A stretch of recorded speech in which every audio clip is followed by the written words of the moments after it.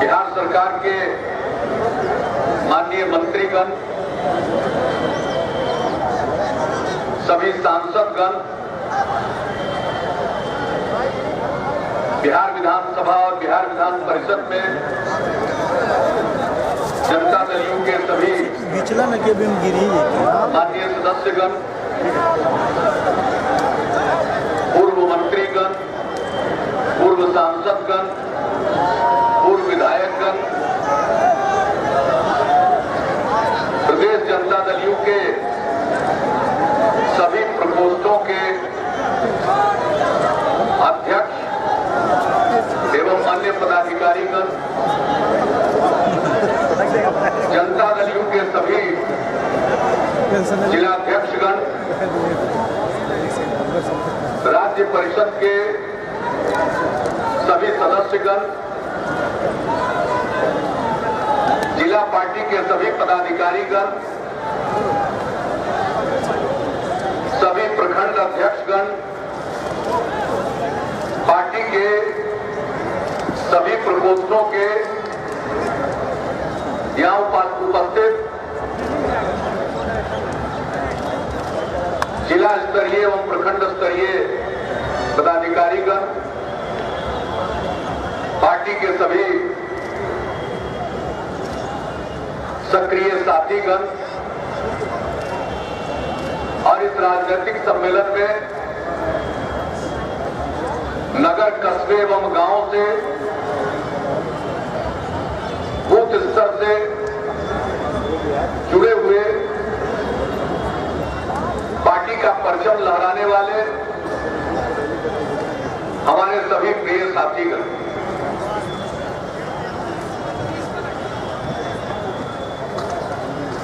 आज पूरे बिहार के अधिकांश बूथों से जुड़े हुए हमारे पार्टी के साथी यहां उपस्थित हुए हैं। मैं सबसे पहले आप सब लोगों का अपनी तरफ से हृदय से अभिनंदन करता हूं और आप सब लोगों का मैं स्वागत करता हूं।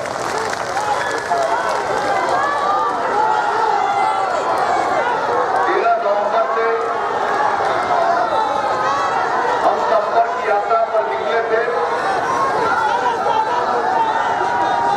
और 38 जिलों में 36 स्थानों पर राजनीतिक सम्मेलन हुए थे।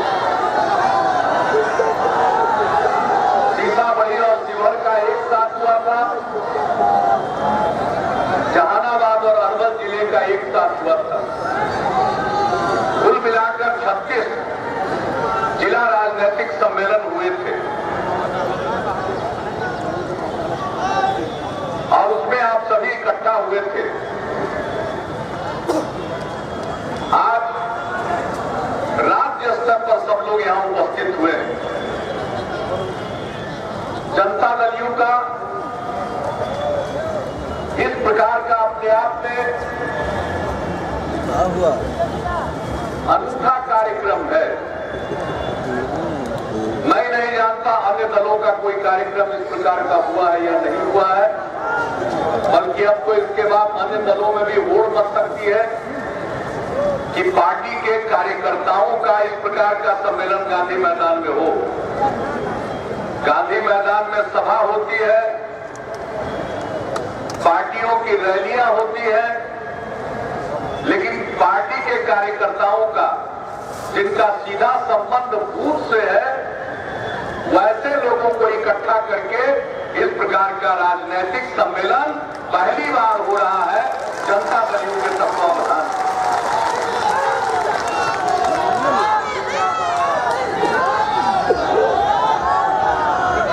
बीच में हम लगातार पार्टी के साथियों से संपर्क में रहे। लोकसभा चुनाव के बाद हमने पदत्याग कर दिया था और पार्टी के संगठन के काम में हम लगे हुए थे। मैं सरकार की तरफ झांकता भी नहीं था,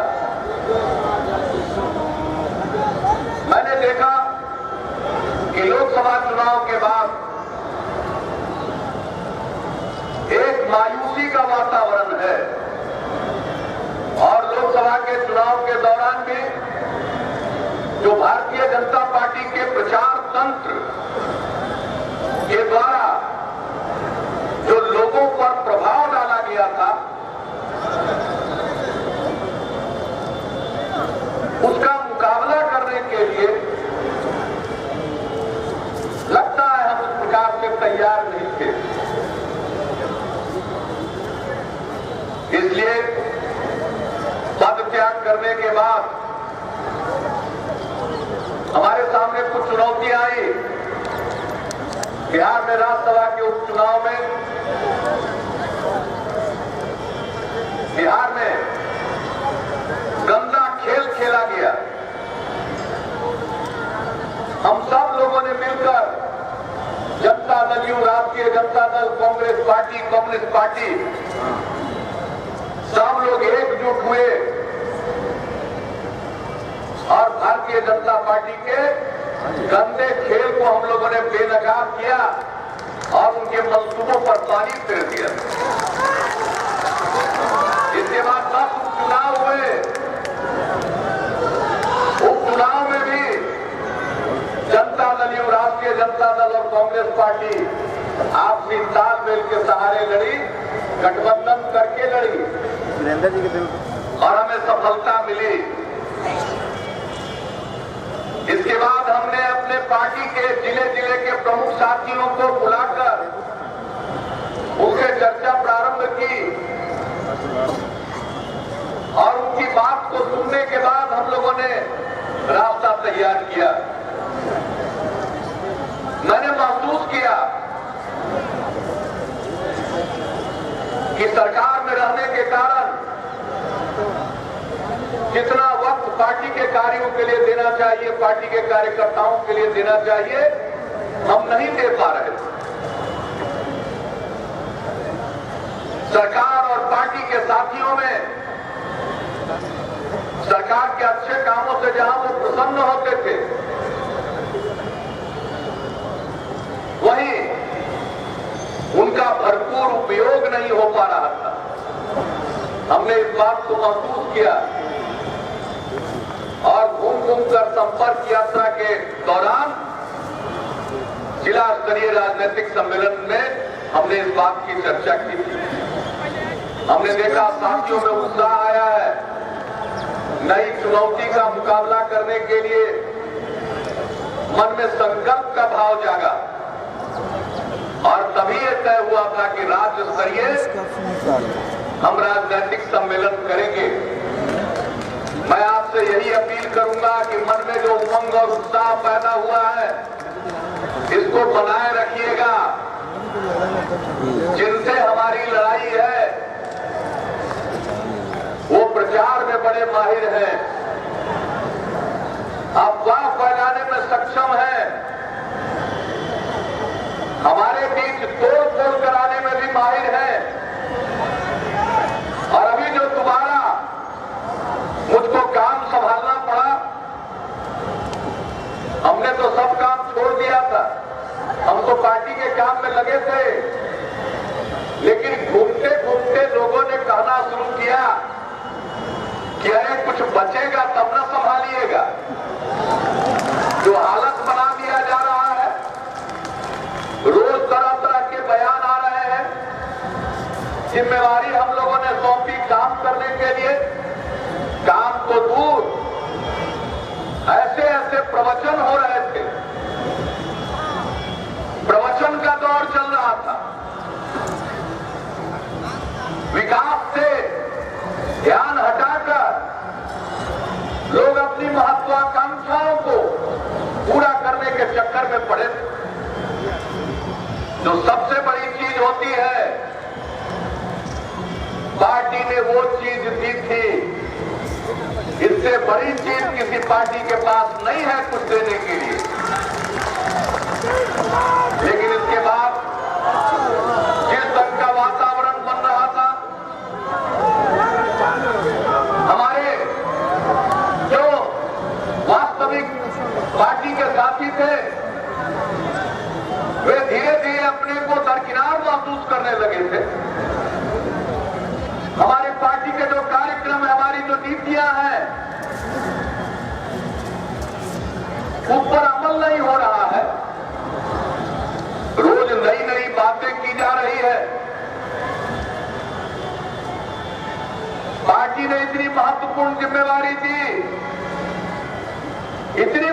हम जिम्मेवारी दी,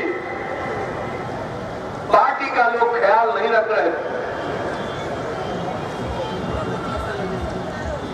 पार्टी की अहमियत नहीं समझ रहे थे। समझना चाहिए था पार्टी कहां है। सिर्फ बोलने से कुछ नहीं होता।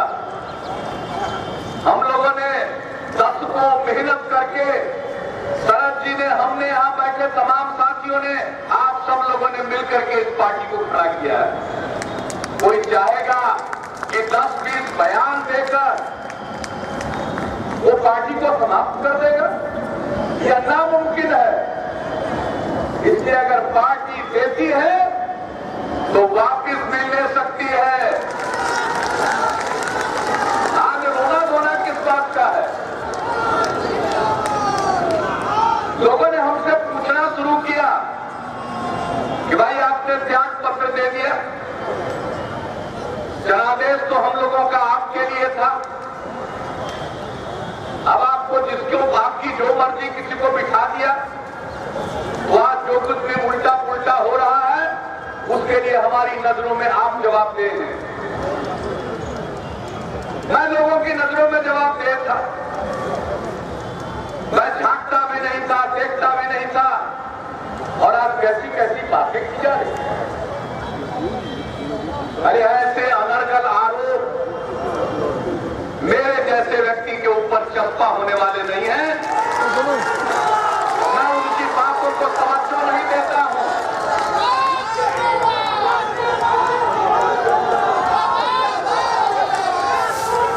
जिस दिन बिठाया तो ठीक, और जिस दिन कामकाज के आकलन के आधार पर राष्ट्रीय अध्यक्ष शरद यादव जी ने कहा कि भाई जगह खाली करो, तो बुरा लग गया। अरे पार्टी सर्वोपरि है। आज देख लीजिए, बिहार के कोने कोने से बूथ स्तर पर काम करने वाले लोग आए हैं।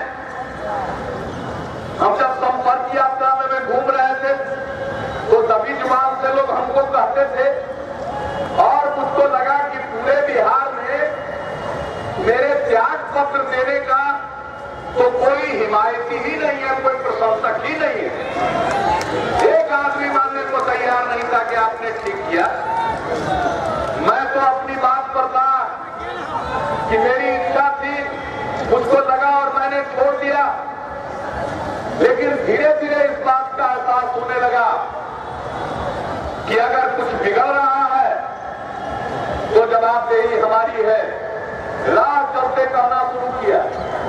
जब हमने देखा कि अब नौजवानों ने कहना शुरू किया, एक जगह एक नौजवान जो बिहार के बाहर रहता मुझको मिल गया। उसने मुझको प्रणाम किया और पूछा कि मैं आपसे कुछ कह सकता हूं? तो मैंने कहा जरूर कहो।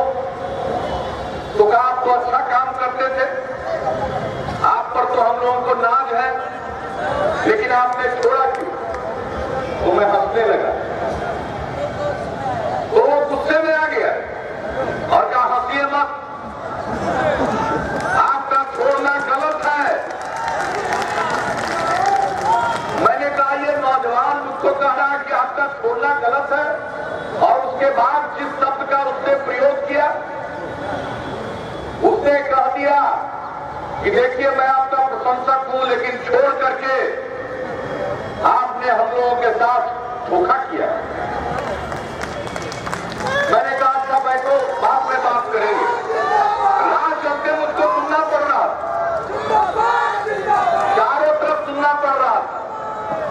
तो मुझको लगा कि जब लोग बोल रहे हैं और जिम्मेवारी मेरी है, उस काम से मेरा कोई वास्ता नहीं, लेकिन जनता का यह मानना है कि 2010 में जनादेश आपको हम लोगों ने दिया था,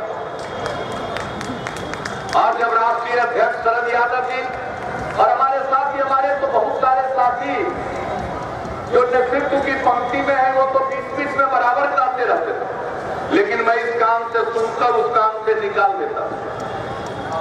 लेकिन हमने देखा कि धीरे धीरे माहौल बनता जा रहा है, गड़बड़ कोई कर रहा है और खल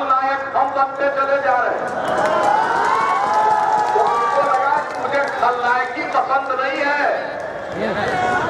अंतिम समय तक 7 फरवरी को भी शरद यादव जी, वशिष्ठ भाई, विजेंद्र बाबू और हम बैठे हुए थे। उस समय भी हम लोगों ने समझाने की कोशिश की। हमारे मुंह से तो यह भी निकल गया, चिंता मत करिए, राष्ट्रीय अध्यक्ष ने बैठक बुलाई है, बैठक में आप शामिल हो जाइए, आप नहीं हटाए जाएंगे। लेकिन फिर भी तेवर वही। पूछा कैबिनेट की मीटिंग काहे को है, कहा गया है असेंबली को डिसॉल्व करने के लिए है, तो मैं अपनी हंसी रोक नहीं पाया। मैंने कहा कि आप लोगों ने फैसला कर लिया और असेंबली डिसॉल्व हो जाए। मुझको लगा क्या बुद्धि है, कहां तक बात बिगड़ गई है।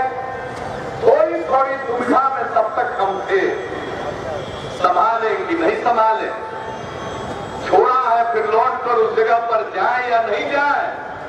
लेकिन मेरी दुविधा उस समय खत्म हो गई और उसके बाद जो आगे का रास्ता हुआ, शरद यादव जी के नेतृत्व में जो तय किया पार्टी ने, मैंने उसको स्वीकार किया है। और मैं आप सबको बता देना चाहता हूं कि मैंने मन से स्वीकार किया है और आगे फ्रंट से लड़ने के लिए हम आए हैं। उसके लिए जितनी भी आएंगी, कठिनाइयां जैसी भी होंगी, रास्तों में चाहे जितनी रुकावटें पैदा की जाए, मैं सबका आपके सहयोग से मुकाबला करूंगा। बिहार का नाम बदनाम नहीं होने दूंगा। बिहार के लोग बिहार के बाहर रहते थे, अपमानित महसूस करते थे। हम लोगों ने अपने काम के जरिए लोगों के सहयोग से एक वातावरण बनाया कि बिहार के बाहर रहने वाला हर बिहारी अपमानित नहीं बल्कि शान महसूस करने लगा। हम इस शान में पट्टा नहीं लगने दे सकते। और एक बात का मुझको एहसास हुआ कि भाई इस तरह से छोड़ना नहीं चाहिए। हमने तो सोचा मैंने त्याग किया है और लोगों ने कहा कि आपने गलत किया है। उसको अपने आप को समझाने में भी वक्त लगा। अंतिम दिन तक हम पतली गली से निकलना चाहते थे, इसलिए हमने कहा आ जाइए, हटाए नहीं जाइएगा। अब मैं क्या कहूं, लोगों ने बीच में ही कहा था मेरी मती मारी गई है। सरकार दे दिया था, पार्टी को और बिहार को डूबने नहीं दे सकते थे। और एक मन में बात और आई है, मैंने सार्वजनिक तौर पर भी कहा है, आज आप सब हमारे पार्टी के परिवार के सदस्य यहां इकट्ठा हुए हैं, राजनीतिक परिवार के। मैं आपके बीच में भी इस बात को स्वीकार करता हूं कि अब मैं ऐसी गलती नहीं करूंगा।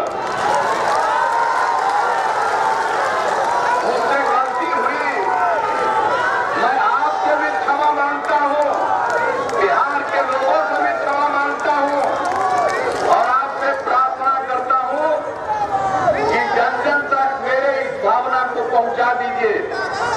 और मैं आ गया हूं, अब चिंता करने की जरूरत नहीं है।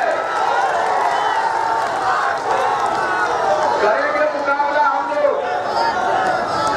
दिल्ली में प्रचार तंत्र के सहारे बैठ गए, वायदों का क्या हो रहा है, कहां गए वायदे। और बिहार के लोगों का तो हाल विचित्र है। जब हमने पद छोड़ा, सरकार चल रही थी, जो भी गलती उनको दिखाई पड़ती थी उस पर निंदा करते थे, आलोचना करते थे। अब मेरे ऊपर जिम्मेवारी थोपते थे। और जब पार्टी ने एक फैसला दे दिया तो उनको बड़ा तकलीफ हो गया, क्योंकि उनकी जो योजना थी वो फेल कर गई, गेम प्लान विफल हो गया। उनको लगता था कि ऐसे ही चलता रहे। अरे बैठ जाइए, खड़े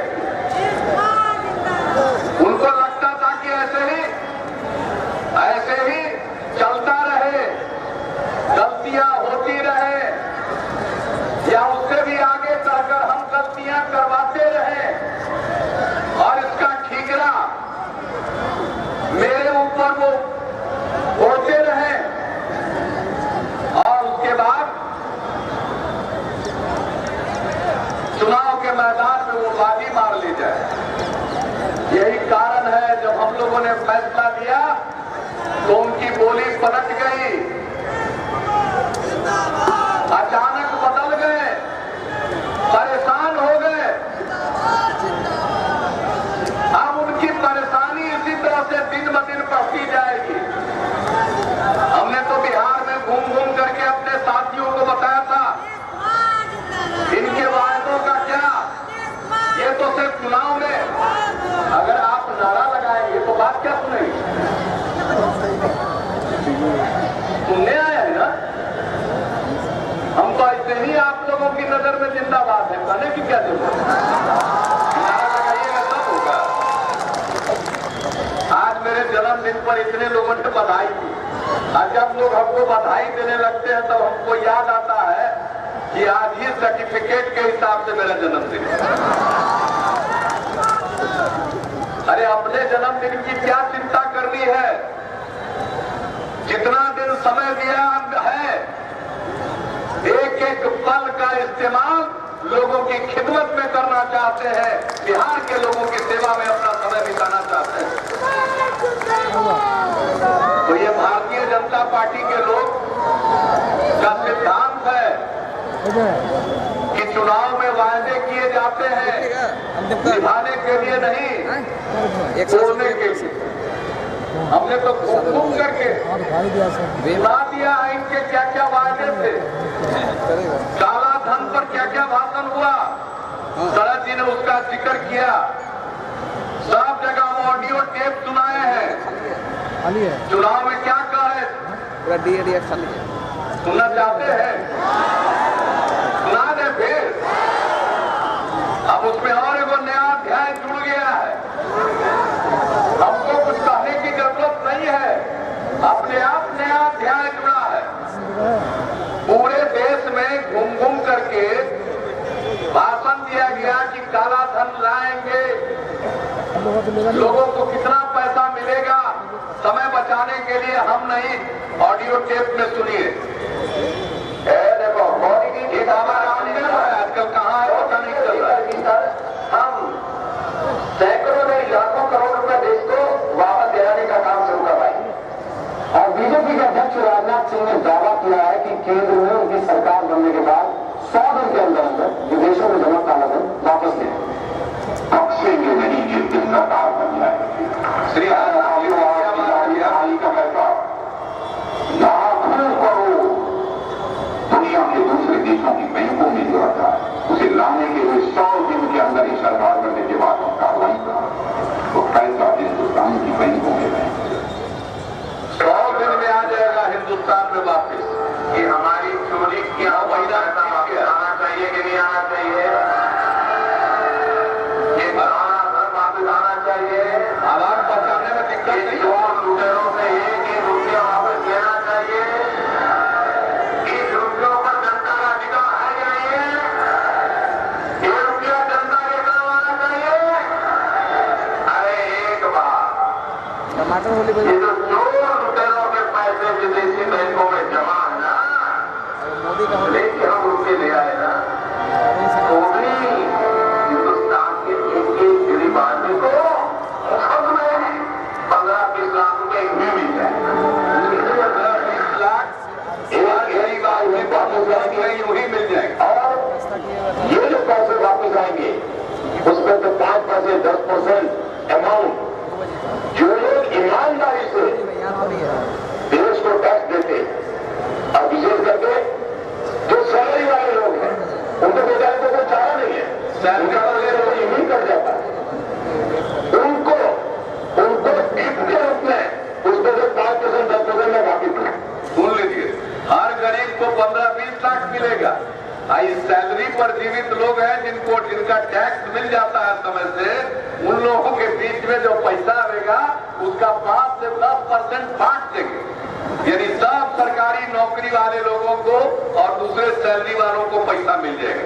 ये भी कहा गया था, ये हम पूरे बिहार में नहीं सुना है, अभी हाल में ये मिल गया हमको, तो वो भी इसमें जोड़ दिया। खाली गरीब को 15-20 लाख नहीं मिलेगा, वेतन भोगी लोगों के बीच में भी 5 से 10% काला धन का जो पैसा आएगा उसको बांट दिया जाएगा। आप समझे कि ये जितने लोग थे काहे उस समय पूरा आनंद में थे, मस्त थे। जिसको देखिए वो कह रहा है भाजपा को देंगे, कमल का बटन दबाएंगे। ये भी एक कारण। सैलरी वाले चुनाव के मौके पर जो ड्यूटी में लगा हुआ चुनाव कराने गया है वो भी भीतर से मस्त था, मस्त था। तो बात समझ में आ गई कि उनको भी भरोसा था 5 से 10% उनको भी मिलेगा। वो समझ ले लोग मिला कि नहीं मिला।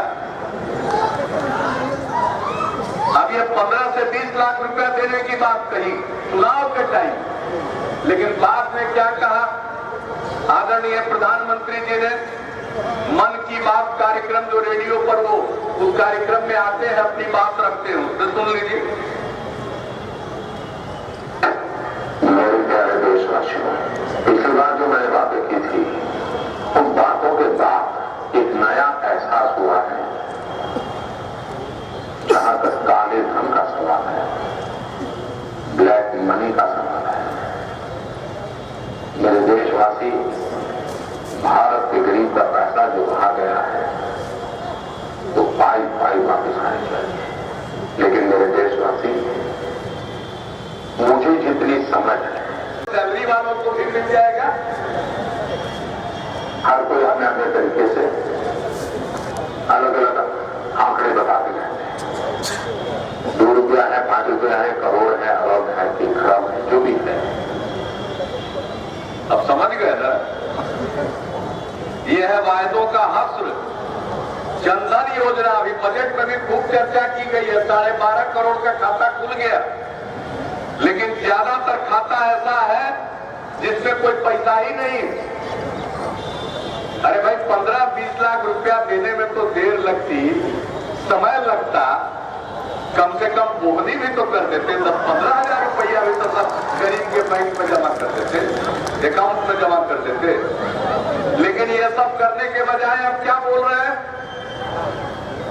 आप 15 लाख रुपया अकाउंट में क्यों नहीं आ रहे? देखिए ये जुमला है, ये किसी के अकाउंट में 15 लाख रुपये।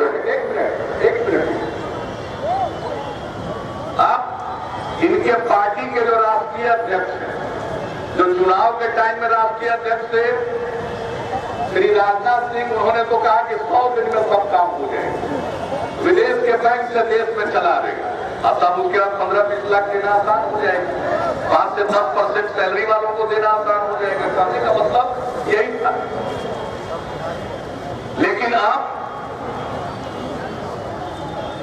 इनके पार्टी के इन दिनों जो राष्ट्रीय अध्यक्ष हैं, उनसे जब पूछा गया तो अब सुनिए उन्होंने क्या कहा। देखिए ये जुमला है, जुमला है। अकाउंट में 15 लाख रुपया कभी नहीं जाता, वो उनको भी मालूम है और आपको भी मालूम है, देश की जनता को भी मालूम है। किसी को कैश कभी नहीं दिया जाता, वो सबको मालूम है। एक भाषण देने का एक तरीका है, जुमला। भाषण देने का तरीका है, जुमला है। जनता तो झांसे में आ गई, अरे सबको पता था, अरे सबके मन में लड्डू फूट रहा था। एक बार दबा दो कमल का बटन, 15 से 20 लाख रुपया पा लो। अब ढूंढ रहा है, लोग अब ढूंढ रहे हैं। अब इसको रोकने के लिए कानून की बात कर रहे हैं। चुनाव के टाइम में कहते थे पहुंचा देंगे, मिल जाएगा, और अब भविष्य की बात कर रहे हैं कि कानून बनावेंगे, उसको सजा दिलावेंगे, जरूर दीजिए। लेकिन जो वादा किया था उसको जुमला करके निकल नहीं सकते हैं, क्योंकि अब इसके बाद आपके जितने वायदे हैं उस पर कोई यकीन नहीं करेगा। तो इसी तरह से बिहार का चुनाव आएगा, न जाने क्या क्या वायदे करेंगे। और चुनाव के समय इन्होंने किसानों के बारे में कहा कि न्याय करेंगे, न्यूनतम समर्थन मूल्य का 1.5 गुना, क्षमा करिएगा, लागत मूल्य का 1.5 गुना न्यूनतम समर्थन मूल्य तय करेंगे। 1.5 गुना लागत खर्च के ऊपर 50% मुनाफा जोड़कर न्यूनतम समर्थन मूल्य निर्धारित करेंगे। लेकिन मुश्किल से इस साल के न्यूनतम समर्थन मूल्य में 3% की वृद्धि की गई। पिछले के वर्षों में जितनी वृद्धि होती रही है उससे भी कम। और इसके साथ ही जो राज्य बोनस देते थे उनको हतोत्साहित करने के लिए फरमान जारी किया, तो किसान की भलाई करते। और अभी कानून आ गया, भूमि अधिग्रहण के लिए अध्यादेश आ गया। ये काला कानून, संसद की बैठक का भी इंतजार नहीं किया, अध्यादेश ला दिया। 2013 में कानून बना, संशोधन हुआ और मुआवजे को बढ़ाया गया।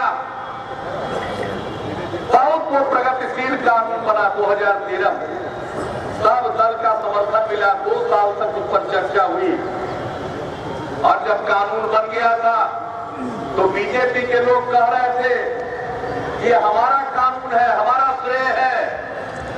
और सरकार में आने के बाद तुरंत उस कानून को बदलने के लिए अध्यादेश ला दिया।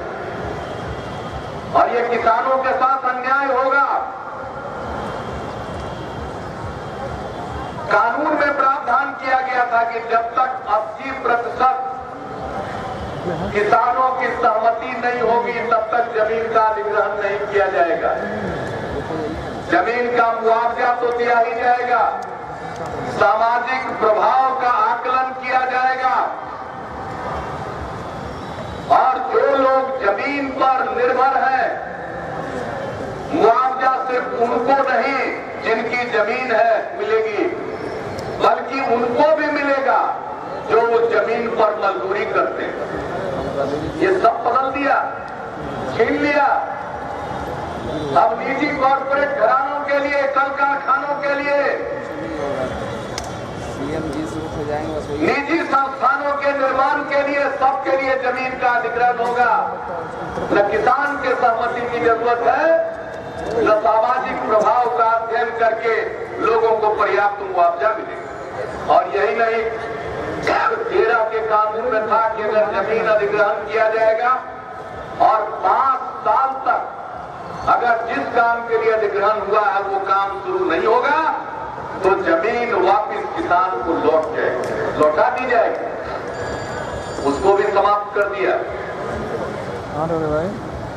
वोट लिया किसानों से और सरकार में आने के बाद किसानों के हित को भूल गए, न्यूनतम समर्थन मूल्य के वादे को भूल गए और अब तो उनकी जमीन को जबरन ले लेने का अध्यादेश उन्होंने बना दिया। अब सहमति की कोई जरूरत नहीं, जब चाहे जिस काम के लिए चाहे, क्योंकि जितने कामों के लिए छूट दिया गया अध्यादेश में उसके बाद शायद ही कोई काम बचेगा। तो ये काला कानून है, इसका विरोध हो रहा। हमने अपने प्रमुख साथियों को इस अध्यादेश के बारे में, उसकी बारीकियों के बारे में भी प्रशिक्षण कार्यक्रमों में बतला दिया। हमारे किसान प्रकोष्ठ के जो लोग हैं और पार्टी के साथी भी, उनसे मैं अपील करूंगा कि ये जो अध्यादेश है इसके खिलाफ अनवरत अभियान चलावें। और हमारी अपील होगी कि एक दिन का पूरे बिहार में इस अध्यादेश के खिलाफ एक दिन का उपवास पूरे बिहार में रखा जाए। हर जगह इस अध्यादेश को हम बर्दाश्त नहीं करेंगे, इसका विरोध करते हैं और इस पे हम मांग उसके साथ साथ करेंगे। क्या हुआ तेरे वायदों का न्यूनतम समर्थन मूल्य के बारे में लागत मूल्य से 1.5 गुना, और जो ग्रामीण अर्थव्यवस्था ध्वस्त हो रही है, इसके मद्देनजर मैं किसान प्रकोष्ठ से अपील करूंगा कि सबसे पहले इसके लिए लगातार जनसंपर्क का अभियान चलाइए, जन जागरण का अभियान चलाइए और एक दिन पूरे बिहार में एक दिन का सांकेतिक उपवास का कार्यक्रम रखिए। और जो ये कानून आ रहा है, कानून ला दिया गया अध्यादेश के जरिए, इस अध्यादेश को सरकार वापस ले। इस मांग के साथ इस काम को कीजिए।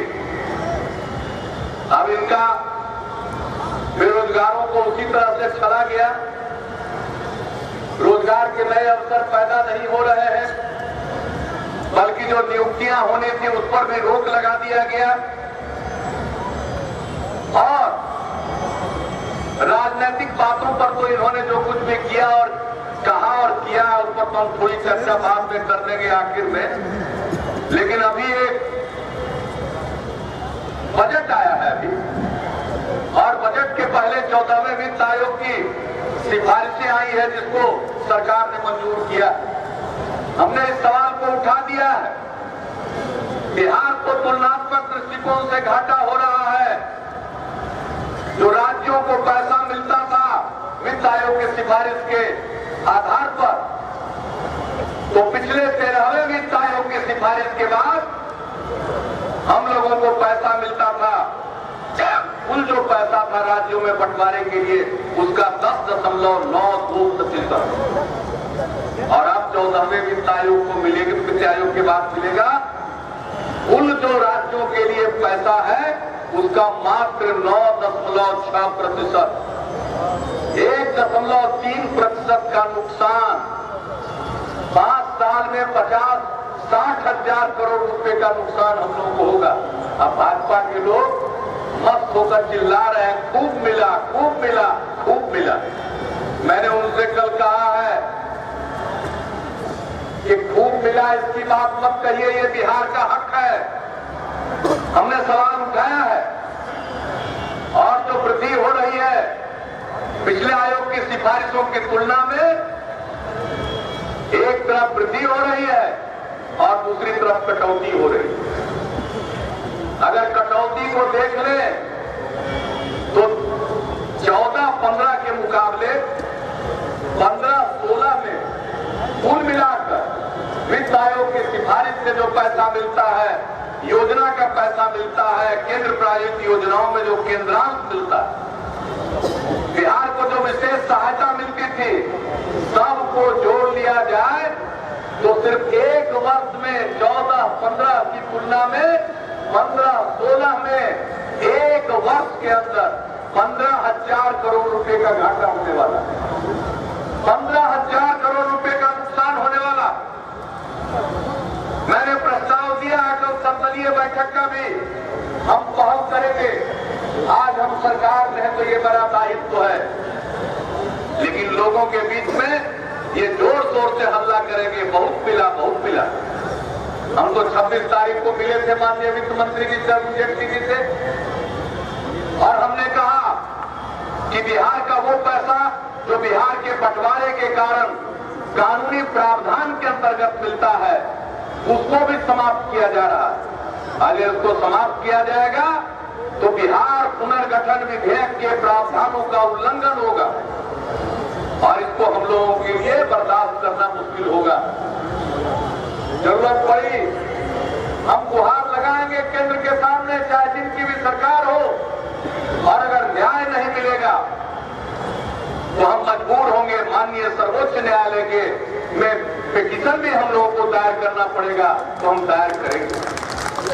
लेकिन हमने मुनासिब समझा कि उनसे मिलने, उनको हमने बता दिया और सारी बात कही। हमने कहा आंध्र को इतनी सहायता आप दे रहे हैं, हम लोगों को कोई एतराज नहीं है, लेकिन इस देश में एक अंधा से भी कोई पूछेगा तो वो कहेगा बिहार से बहुत आगे है आंध्र प्रदेश, तो आंध्र को विशेष सहायता